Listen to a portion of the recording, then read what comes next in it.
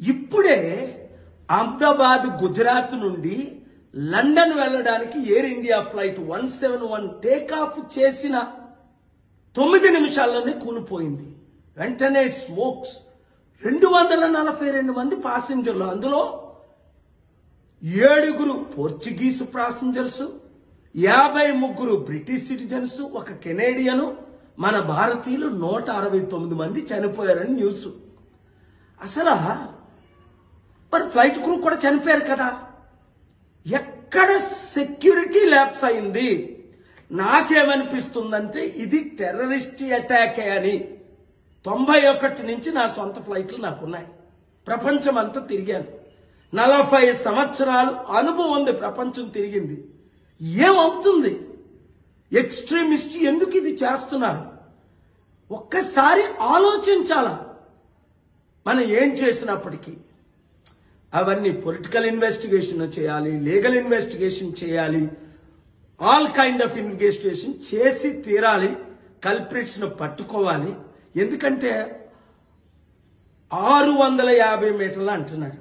అంటే ఒకవేళ చెకింగ్ బ్యాగులు కాకుండా బ్యాగేజ్ ప్యాక్ చేసి పంపిస్తారే ముందే, చెక్డ్ బ్యాగేజెస్ అని, అందులో ఏమైనా బాంబులు పెట్టి 500-600 మీటర్లకు వెళ్ళగానే ఇక్కడ ఏమైనా రిమోట్ కంట్రోల్తో నొక్కారా? అదొక పాసిబిలిటీ. లేదా ప్యాసింజరే రిమోట్ కంట్రోల్ పెట్టుకొని లోపలికి ప్రయాణం చేశాడా? రెండో పాసిబిలిటీ. లేదా క్యారీ-ఆన్ బ్యాగ్లోనే ఇది జరిగిందా? మూడో పాసిబిలిటీ. లేదా ఎయిర్ ఇండియా ఫ్లైట్లోనే మన మూవీలో చూసినట్టు ఏమైనా ఫిక్స్ చేశారా ముందే? నాలుగో పాసిబిలిటీ. ఇదైతే న్యాచురల్ యాక్సిడెంట్ గా నాకు అనిపించట్లేదు. నేను ఇన్వెస్టిగేషన్ ఆఫీసర్ కాదు.